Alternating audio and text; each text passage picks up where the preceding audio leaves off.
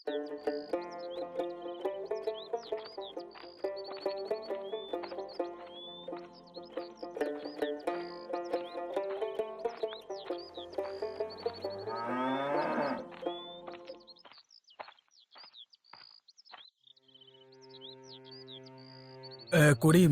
শুনলি তো গত রাতে আবার গ্রামে পুলিশ ঢুকেছিল। গ্রামের সকলে খুব ভয় পেয়ে আছে রে।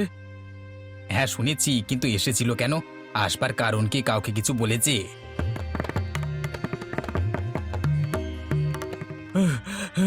আরে শোন শোন, জঙ্গলের জঙ্গলের ওপারটাতে এক জায়গায় মাটির নিচে চুল্লি বানিয়ে মাংস পোড়াচ্ছে। সেই মাংস বাইরে বিক্রি করা হচ্ছে রে। এই ব্যবসা চলছে গত কয়েক মাস ধরে। মাটির নিচে মাংস পোড়াচ্ছে? এসব আবার কি আজে বাজে কাজ করছে? আর এসব করছে কে? শফিক চাচা আর তার ছেলেরা। কেউ এতদিন বুঝতেই পারিনি বাইরের কিছু লোকজনও এর সাথে জড়িত আছে নাকি। তাই নাকি? এইসব ব্যাপার স্যাপার এতদিন আমরা কেউ কিছু টের পেলাম না, কিন্তু পুলিশ জানলো কিভাবে? ওদের দল থেকেই কেউ একজন খবর দিয়েছে। তবে দেখবি, এই কাণ্ড জানাজানি হলে শফিক চাচাদের দিন শেষ। ওদের মস্তানিতে সারা গ্রাম তটস্থ থাকে, সব কিছুতেই ওদের জোর জুলুম চলে। তুই খারাপ কিছু বলিসনি, কিন্তু একটা কথা কি বুঝতে পারছিস তোরা? এতে গ্রামের কতটা বদনাম হবে। আমরা সবাই মিলে এই গ্রামটাকে এত সুন্দর করে গুছিয়ে রাখতে চাই, আর শফিক চাচার এই সমস্ত কাজকর্ম বাইরে ফাঁস হয়ে গেলে এই গ্রামকে নিয়ে সবার কি ধারণা হবে সেটা ভাব একবার। সত্যি, এই শফিক চাচার জন্য আমরা সবাই ভুগবো মনে হচ্ছে। কি রে, এত তাড়াতাড়ি ফিরে এলি যে আজ? এরই মধ্যে মাঠের কাজ শেষ হয়ে গেল? কাজ শেষ হয়নি মা, ভয়ঙ্কর ঘটনা ঘটেছে গ্রামে। কি ঘটনা ঘটলো আবার? রোজই তো কিছু না কিছু শুনি, আজ আবার নতুন কি ঘটলো? জানো, আমাদের গ্রামের পাশে জঙ্গলটাতেই মাটির নিচে মাংস পোড়ানো হচ্ছে। কি বলিস? কিসের মাংস? কারা করছে এসব? শফিক চাচা আর তার ছেলেরা নাকি করছে। বাইরের কিছু লোকেও জড়িয়ে আছে। মাটির নিচে চুল্লি বানিয়ে মাংস পোড়ায়, তারপর বাইরে গিয়ে বিক্রি করে। আর পুরোটা করে চলেছে গোপনে। এতদিন পর্যন্ত গ্রামের কেউ সেভাবে টেরই পায়নি। কালকে রাতে পুলিশ পড়েছিল, তারপর গিয়ে সমস্ত কিছু জানা গেছে। এ কি, শফিক ভাই আবার এসব বেআইনি কাজে নামলো? এতদিন তো বেশ ভালো পথেই চলছিল, এবার মাটির নিচে মাংস পোড়ানো? গ্রামের সম্মান তো একদম ধুলোয় মিশে যাবে। হ্যাঁ মা, এই ব্যবসা জানাজানি হলে পুলিশও ছাড়বে না। গ্রামের মানুষের মাথায় হাত পড়ে যাবে।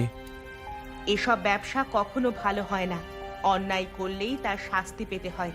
আমি এতদিন ভাবছিলাম শফিক ভাই হয়তো বদলে গেছে, এখন তো দেখছি কিছুই হয়নি।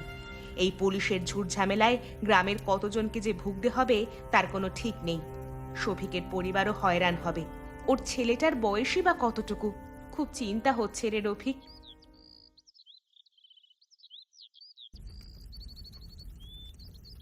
আব্বা, এই কাজটা করা ঠিক হচ্ছে তো? লোকজন টের পেলে কিন্তু আমাদের বিপদে পড়তে হবে। তুই শফিকের ছেলে হয়ে এত ভয় পাচ্ছিস কেন? কেউ কিচ্ছু জানবে না, সব গোপনেই থাকবে। কিন্তু পুলিশ গ্রামে আসছে বলে শুনেছি, যদি কিছু জানতে পারি? পুলিশ আমাদের কিচ্ছু করতে পারবে না। আমার হাতে সব বড় বড় লোকজন আছে। পুলিশ যদি কিছু জানতেও পারে, সব কিছু সামলে নেওয়া হবে। তুই চাপ নিস না। কাজ তো ভালোই চলছে, কিন্তু শুনলাম গ্রামের কিছু লোক নাকি সন্দেহ করছে। হ্যাঁ, ধুর, এসব কথায় কান দেওয়ার মতো ফালতু সময় আমার হাতে নেই। এসব নিয়ে মাথা ঘামালে চলবে না। আমি সব দেখছি।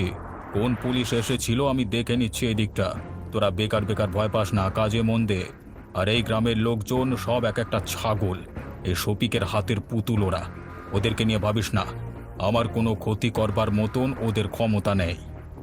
আব্বা, তবু আমাদের একটু সাবধানে থাকা উচিত। কদিন গন্ধটা তো বেরোয়, লোকজন এসব নিয়ে সন্দেহ করছে। বেকার বেকার ঝুঁকি নিয়ে লাভ কি? ঠিক আছে, সামনে একটা বড় পার্টি আছে। তাদের মালগুলো সাপ্লাই করে দে আগে, তারপর না হয় এসব কদিন বন্ধ রাখবো। গ্রামের অবস্থা তো ভালো যাচ্ছে না। পুলিশও আজকাল খুব ঘোরাঘুরি করছে, কিছু একটা চলছে, সবাই টের পাচ্ছে। মুকুল ভাই, আমরা সবাই সবকিছু জানি। গন্ধটাও তো পাচ্ছি নাকি? ওরা মাটির নিচে চুল্লি বানিয়ে মাংস পোড়াচ্ছে। এভাবে চলতে থাকলে গ্রামে তো এবার পুলিশ ক্যাম্প বসবে। গ্রামের মেয়ে বউরা ভয় তো এবার বেরোতে পারবে না। কিন্তু আমরা কিছুই তো করতে পারছি না।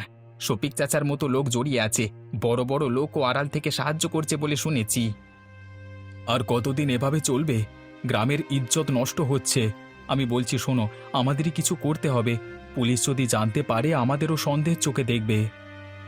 ঠিকই বলেছিস রফিক, কিন্তু শফিকের বিরুদ্ধে দাঁড়ালে আমাদেরও কিন্তু বিপদ। নিশ্চিত ওর লোকজন আমাদের ছাড়বে না। শফিকের মাথার উপর সব বড় বড় লোকজনের হাত আছে। আমাদের উচিত সবাই মিলে একসাথে কিছু করা। এভাবে চুপ করে বসে থাকলে কিন্তু হবে না। কিন্তু সাহসের অভাব সবার, কেউই শফিকের মতো লোকের বিরুদ্ধে যেতে চায় না।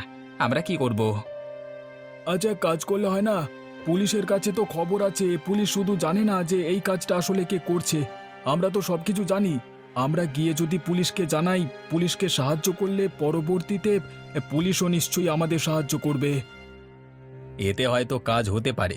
একবার পুলিশ যদি আমাদের সঙ্গ দেয়, তাহলে শফিকের লোকজনও আমাদের কোনো ক্ষতি করতে পারবে না। এই ব্যবসা আর কতদিন চলবে মিলন? পুলিশের গাড়ি দেখেছিস? তোর আব্বার ওপর আমার কিন্তু একটুও ভরসা নেই। ওকে নিয়ে আমার কোনো ভয় নেই, কিন্তু তোর জন্য আমার খুব ভয় লাগছে। আমিও ভয় পাচ্ছি আম্মু। আব্বা তো বলে কিছু হবে না, কিন্তু আমার ব্যাপারটা একদম আর ভালো লাগছে না। এর আগেও আব্বাকে আমি না করেছি এসব ব্যবসা করতে, আব্বা কোনো কথাই শোনে না। তোর আব্বাকে কি আমি কম বুঝেছি? সে তো বোঝার পাত্রই নয়। অন্যায় কাজের ফল একদিন সবাইকে ভোগ করতে হয়, কিন্তু আমার চিন্তা যে তোকে নিয়ে। একবার যদি পুলিশের খাতায় তোর নাম ওঠে, কি অবস্থা যে হবে তোর বুঝতে পারছিস? আজই আব্বার সাথে কথা বলবো। এই ব্যবসা চালানো আর সম্ভব নয়। কানা ঘুষো শুনতে পাচ্ছি, গ্রামের লোক যেন নাকি আমাদের বিপক্ষে চলে গেছে। দেখ, কথা বলে যদি তোর আব্বাকে বোঝাতে পারিস এই ব্যবসা বন্ধ করা খুব প্রয়োজন, নয়তো আমাদের পুরো পরিবার ধ্বংস হয়ে যাবে। আল্লাহ, মানুষটার মাথায় কি আর কোনোদিনও বুদ্ধি শুদ্ধি কিচ্ছু আসবে না? তোমার দয়ায় তো কম টাকা পয়সা নেই, তাও লোকটা লোভ যায় না। আমার ছেলেটাকে তুমি দেখো আল্লাহ, তার আব্বার অন্যায়ের ফল যেন আমার ছেলেটাকে না ভুগতে হয়।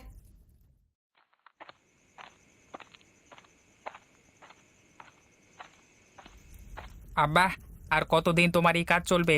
আজ গ্রামে অনেক কথা উঠছে, পুলিশ আমাদের দিকে নজর রাখছে। চুপ! তুই জানিস না আমি কি করছি? এসব ব্যবসায় ধরা পড়বার সুযোগ কম। সব কিছু ঠিক মতো চললে কেউ কিচ্ছু জানবে না। কিন্তু আব্বা, তুমি কি বুঝতে পারছো না? এই পোড়া মাংসের গন্ধই আমাদেরকে ধরিয়ে দেবে। গ্রামের সবাই এই গন্ধ পেয়েছে, তোমার কি মনে হয় তুমি এই গন্ধটা আটকাতে পারবে? এসব বেআইনি কাজ বন্ধ করো আব্বা। মিলন ঠিকই বলেছে শফিক ভাই। আজকে কিছু পুলিশকে দেখেছি, আমাদের কাজ বন্ধ করতে হবে কিছুদিনের জন্য। এই ব্যবসা বন্ধ করব? এত বড় সুযোগ ছেড়ে দেব? তোদের ধারণা আছে এই কাজে কত মুনাফা হয় আমাদের? আর এই কাজ তো শুধু একা আমি করছি না, আমাদের উপরে আরো লোকজন আছে। তোদের কি মনে হয় আমি এই কাজ বন্ধ করতে চাইলেও তারা বন্ধ করতে দেবে? তোরা অযথা ভয় পাচ্ছিস, পুলিশকে আমি সামলাতে জানি। আব্বা, তোমার উপরে যারা আছে তাদের কিন্তু কেউ চেনে না, কিন্তু সবাই জেনে গেছে তুমি এই কাজের সাথে জড়িত আছো। তোমার সাথে আমিও আছি। পুলিশ যদি ধরতে আসে আমাদের ধরবে, আর গ্রামের লোকজন আমাদের বিরুদ্ধে সাক্ষী দিতে কিন্তু পিছপা হবে না আর। আম্মুর কথা একটু চিন্তা করো আব্বা। আমাদের যদি পুলিশ ধরে নিয়ে যায়, আম্মুর কি হবে, রহিমের কি হবে? আমরা ছাড়া তো ওদের আর কেউ নেই। আর এই গ্রামের লোকজন সবাই আমাদের উপর এতটাই ক্ষেপে গেছে যে আমরা চলে গেলে ওদেরকেও এই গ্রাম থেকে বের করে দেবে। হ্যাঁ বাবারে, একবার ভেবে দেখো আব্বা। দেখছি কি করা যায়। স্যার, আমরা একটু বড়বাবুর সাথে কথা বলতে এসেছি। বড়বাবু ভেতরে মিটিং করছে, এখন দেখা করা যাবে না। স্যার, আমাদের বড়বাবুর সাথে দেখা করাটা খুব প্রয়োজনীয়। দয়া করে একবার দেখা করতে দিন। একবার গিয়ে বলুন আমরা এসেছি। কোথা থেকে এসেছো তোমরা? আমরা ছাতিমপুর গ্রাম থেকে এসেছি। একটা গুরুত্বপূর্ণ বিষয়ে ওনার সাথে কথা বলতে চাই। খুব বিপদে পড়ে এসেছি এখানে। দয়া করে আমাদের দেখা করতে দিন। ঠিক আছে, বসো ওখানে, আমি খবর দিচ্ছি। বললে তোমাদের ভেতরে যেতে বলবো। মুকুল চাচা, আমরা এখানে এসে ঠিক করলাম তো, শফিক চাচা যদি খবর পেয়ে যায়, বা এই অফিসার যদি শফিক চাচারই লোক হয়ে থাকে? সেটার সম্ভাবনা বিশেষ নেই, কারণ যে কবার গ্রামে পুলিশ এসেছে উনিই ছিলেন, আর উনি তো এখানে নতুন এসেছে। আমার মনে হয় না শফিক এখনো একে হাত করতে পেরেছে। যাও তোমরা, স্যার ডাকছেন ভেতরে। কি হয়েছে, কি বলতে চান আপনারা? স্যার, আমরা জানি আপনি গ্রামের বেআইনি ব্যবসা সম্পর্কে সমস্ত খবর পেয়েছেন। আমরা সবাই এ নিয়ে খুব ভয়ে আছি। তার মানে আপনারাও এই ব্যবসার সাথে জড়িত? না স্যার, এই ব্যবসাটা যার সেই লোকটার ভয় আছি। কে সে? শফিক, শফিক ইসলাম। আমরা বেশ কিছুদিন ধরেই বুঝতে পেরেছিলাম। তারপরে যখন আপনারা গ্রামে ২-৩ বার টহল দিলেন, তখন আমরা নিশ্চিত হয়েছি শফিক মিয়া এই ব্যবসাটার সাথে জড়িত। শুধু এই ব্যবসা নয়, ওর ওর আরও অনেক বেআইনি ব্যবসা আছে আমরা জানি। জানেন যখন এতদিন খবর দেননি কেন? ভয় স্যার, শফিক চাচার বেশ কিছু পোষা গুন্ডা আছে। দিনে দুপুরে ওরা খুন করে দিতে পারে। সবারই তো প্রাণের ভয় আছে, তাই না স্যার? তাহলে এখন এখানে এসে খবর দিলেন যে? স্যার, এর আগে যতজন পুলিশ এখানে ছিলেন তাদের প্রত্যেককে শফিক চাচা হাত করে রেখেছিল। আপনি প্রথম যে ওই গ্রামে বেআইনি ব্যবসা ভাঙার জন্য টহল দিয়েছেন, তাই ভাবলাম আপনাকে এসে সব খবরটা বলে দিলে পরবর্তীতে আপনি নিশ্চয়ই আমাদের সাহায্য করবেন। ঠিক আছে, আপনাদের যা জানানোর আছে সবটা খুলে বলুন। আমি দেখছি আপনাদের কিভাবে সাহায্য করা যায়। আজ রাতেই পুলিশ আবার গ্রামে আসবে। এবার হয়তো শফিককে নিয়ে যাবে। পুলিশ যদি গ্রামে এসে আবার তল্লাশি করে, পুরো ব্যাপারটা জানাজানি হয়ে যাবে। জানাজানি হোক, পুলিশ শফিককে ধরলেই সব শান্ত হয়ে যাবে। এই ব্যবসা বন্ধ করতে হবে। বাকিরা তারপর কি করবে সেটাই এখন দেখবার। আমাদের যা করণীয় আমরা তো করে এলাম, বাকিটা সময় বলবে। গ্রামের মানুষ সবাই ক্ষেপে আছে। শফিককে তো কেউ পছন্দ করে না। তবে আমার চিন্তা হচ্ছে গ্রামবাসীদের ক্ষোভ শফিকের বউ আর ছোট ছেলেটার উপর গিয়ে না পড়ে। ওই বেচারির কোনো দোষ নেই। শফিক ওর উপরেও কম অত্যাচার করেনি। চাচিকে আর রহিমকে আমাদের বাঁচাতেই হবে। শফিক চাচা দোষ করেছে, পুলিশ তার শাস্তি দেবে, কিন্তু চাচি তো কোনো দোষ করেননি। আমরা সঠিক জায়গায় যাচ্ছি তো? আপনারা সঠিক জায়গা চেনেন তো? খবরটা সঠিক তো আদেও? আপনারা নিশ্চিন্তে থাকুন, খবর পুরোপুরি সঠিক। দেখুন, আমরা আগেই সন্দেহ করেছিলাম, তবে এত বড় বল কাজটা চালাচ্ছে সেটা ভাবতে পারিনি। আজ ওদের ধরে ফেলতেই হবে।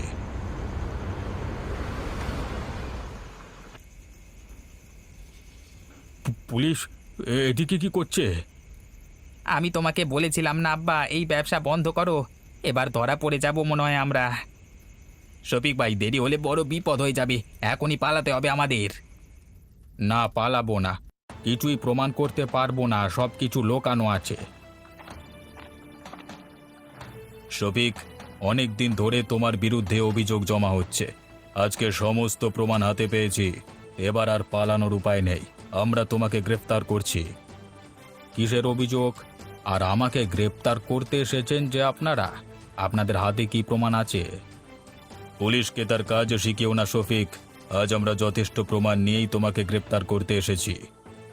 কিসের প্রমাণ? তোমরা কিছু Here's a look at my week on Facebook gaming. Monday morning, I play puzzle games. On প্রমাণ করতে পারবে না। এই মাটির নিচে বানানো চুল্লি, পোড়া মাংসের গন্ধ, সব প্রমাণ, সব ধরা পড়েছে এতদিনে। আর চিন্তা করো না, তোমার বিরুদ্ধে সাক্ষীও রয়েছে যথেষ্ট।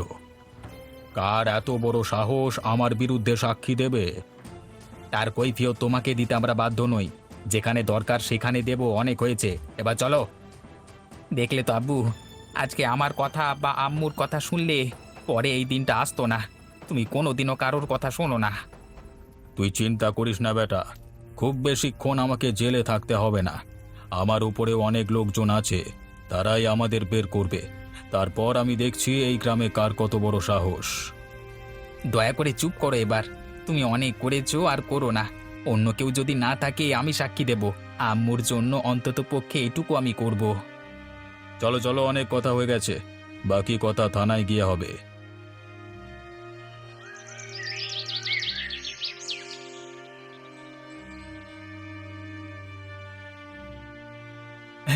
যাই হোক, শেষমেশ শফিক আর তার দলবল পুলিশের হাতে ধরা পড়ল। এতদিন যা হচ্ছিল তাই নিয়ে সবাই আমরা খুব ভয়ে ছিলাম। হ্যাঁ, কিন্তু আমাদের গ্রামের ওপর যে কলঙ্ক পড়েছে তা কি মুছে যাবে এত সহজে? কলঙ্ক মুছতে সময় লাগবে, কিন্তু অন্তত এখন শান্তি ফিরে আসবে। এই অবৈধ কাজ চলতে থাকলে গ্রাম আরো বিপদে পড়তো। বিপদের হাত থেকে আমরা মুক্তি পেয়েছি। গ্রামে এরকম চলতে থাকলে কাকে পুলিশ কখন গ্রেপ্তার করে নিয়ে যেত তার কোনো ঠিক ছিল না। এবার অন্তত আমরা সবাই শান্তিতে থাকতে পারবো। হ্যাঁ, কিন্তু শফিক চাচাকে এভাবে যেতে দেখে খারাপ লাগছে। সেই ছোট থেকে শফিক চাচাকে দেখছি। লোভ মানুষকে অন্ধ করে দেয়। হ্যাঁ, তো কিছু বললাম, কিন্তু তোর আব্বা শোনেনি। আর সবাইকে নিয়ে গেল পুলিশ। আমাদের কি হবে এখন? আব্বু তো আমাদের কথা কোনোদিন শোনেনি। ভাইয়াও তো অনেকবার চেষ্টা করেছিল আব্বুকে বোঝাতে, সেও পারিনি। আমাদের ওপরও গ্রামের লোকজন সবাই ক্ষেপে আছে। আল্লাহ জানে আমাদের এই গ্রামে আর ঠাঁই হবে কি না আদেও। মা, আমাদের যদি এই গ্রাম থেকে বের করে দেয়, আমরা কোথায় যাব, কি করব, কোথায় থাকবো? জানি না রে রহিম, তোর আব্বুর অন্যায়ের শাস্তি এবার মনে হচ্ছে আমাদেরকেও পেতে হবে। এই গ্রামের ওপরেও তো তোর আব্বু কম অন্যায় করেনি। শফিক ভুল করেছে, কিন্তু তার পরিবার তো কষ্টে আছে। তাদের কিভাবে সাহায্য করা যায় তা ভাবতে হবে। সাহায্য করব মানে? শফিক মিয়ার জন্য আমাদের গ্রামের এত বড় বদনাম হলো, তার পরিবারকেও আমাদের এই গ্রাম থেকে বের করে দিতে হবে। একমাত্র তাহলেই আমাদের গ্রামের বদনাম ঘুচবে। একদম ঠিক বলেছ। শফিকের এক ছেলেকে নিয়ে গেছে, কিন্তু আর এক ছেলে তো আছে এখনো। ওদের যদি গ্রাম থেকে বের না করে দেওয়া হয়, তাহলে এবার ছোট ছেলেটাও এই একই ব্যবসায় নামবে। চুপ করো তোমরা। শফিক দোষ করেছে, তার জন্য আমরা তার পরিবারকে শাস্তি দিতে পারি না। হ্যাঁ, আমি মানছি যে এই গ্রামের বদনাম হয়েছে, কিন্তু শফিকের পরিবারকে আমরা যদি গ্রাম থেকে বের করে দিই, তাহলে এই গ্রামের বদনাম আরও বাড়বে। ওদের যদি কিছু হয়ে যায় তাহলে সেই দায় কিন্তু আমাদেরই থাকবে। আমরা যেমন এই গ্রাম থেকে বেআইনি ব্যবসা সরিয়েছি, তেমন এখন শফিকের পরিবারের প্রতি আমাদের কিছু কর্তব্য আছে। হ্যাঁ, আমিও একমত। শফিকের পরিবারের প্রতি আমাদের একটা দায়িত্ব আছে। তারা তো আর ব্যবসার অংশ ছিল না। শফিকের জন্য ওদের পুরো পরিবারকে দোষারোপ করা যাবে না। ওরাও চেষ্টা করেছিল শফিকের এই ব্যবসা বন্ধ করতে। এখন আমরা যদি তাদের পাশে না থাকি তাহলে তারা খুব বিপদে পড়বে। আমাদের উচিত তাদের পুনরায় কাজ শুরু করতে সাহায্য করা। সবাই যদি একসঙ্গে থাকে তাহলে গ্রাম শান্তিতে থাকবে। আজ কতদিন পর মনে হচ্ছে সবকিছু ঠিকঠাক হচ্ছে। গ্রামের সবাই আবার আগের মতো শান্তিতে আছে। হ্যাঁ, আব্বু যা করেছে তার জন্য আমি লজ্জিত, কিন্তু আপনাদের সাহায্যে আমাদের পরিবার নতুনভাবে বাঁচতে শিখেছে। আমরা তো সবাই একই পরিবার। ভুল করলে যেমন শাস্তি দিতে হবে, তেমন যে কোনো বিপদে একসাথেও থাকতে হবে। তোর বাবা তার শাস্তি পেয়েছে, কিন্তু তোরও তো নতুন করে শুরু করবার অধিকার আছে। আপনারা না থাকলে হয়তো আমরা আর এই গ্রামে থাকতেই পারতাম না। আমাদেরকে এই গ্রাম ছেড়ে চলে যেতে হতো।